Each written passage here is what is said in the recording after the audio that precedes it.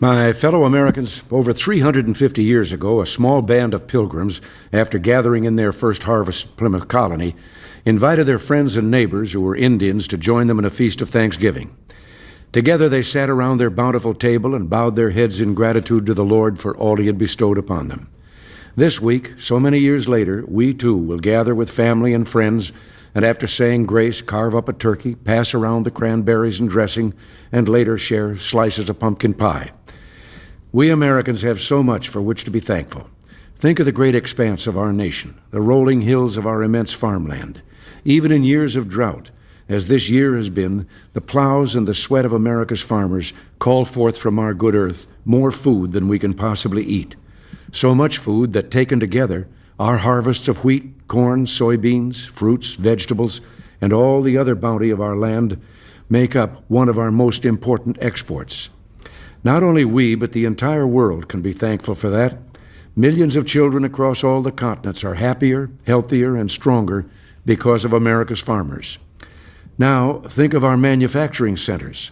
After almost a decade of hard, often painful work, cultivating our industrial fields to meet a whole new generation of world competition, this year we can see the first harvest of that work.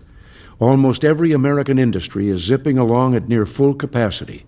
A few years ago, journalists were calling the Midwest the Rust Belt. Now, the Boom Belt would be more like it. From Lehigh Valley and eastern Pennsylvania to Dayton and Detroit and beyond, the factory whistles again sound in the old factory towns, and we hope they'll blow soon where they don't now. By the way, often those whistles are at the plants of entirely new companies, providing new products and services to the nation and to the world. In the past year, America added 425,000 new manufacturing jobs. And when it comes to world competition, no one can stop us now. And that's not the only good news.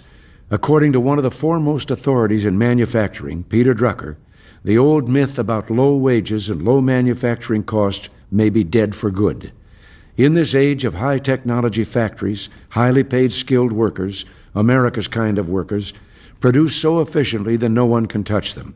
That's why it's gratifying but not surprising to find out that America's manufacturing productivity has grown at 1.5 times the post-war average during our expansion. And that's why this year, even as European and Japanese manufacturing employment has stagnated, our manufacturing employment has increased. But prosperity is not an end in itself. It helps us pay attention to the more important things, raising our children as we want them to be raised, helping others in need, and bringing nations together in peace. This week, world peace has been very much on my mind. Here in Washington, we've received visits from two of America's friends, Britain's Prime Minister Margaret Thatcher and Germany's Chancellor Helmut Kohl. In our meetings, these two great leaders and I talked about the prosperity that all the nations of the industrial world enjoy and about the cuts in taxes and the return to the principles of the free market that have made it possible. And we talked about the success over the past 8 years of our policy of peace through strength. Yes, peace is another thing for which we can say a prayer of gratitude over the dinner table on Thursday. Peace and abundance in this land that God has kissed. We will give thanks for these and one thing more, our freedom. Yes, in America, freedom seems like the air around us. It's there. It's as sweet, though we rarely give it a thought.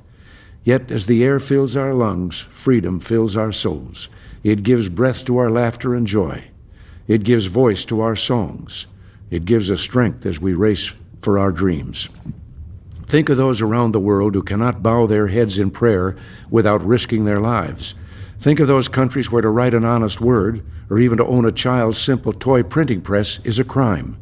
Think of how many countries where to dream of striking out on your own and starting a business is to take a chance not on a better life for yourself and your children, but on a long stay in a prison cell. And then think of how blessed we are to be Americans. Yes, as we gather together this Thanksgiving to ask the Lord's blessings, as we, of whatever faith we are, give praises to His name, let us thank Him for our peace, prosperity, and freedom. Happy Thanksgiving, and until next week, thanks for listening, and God bless you.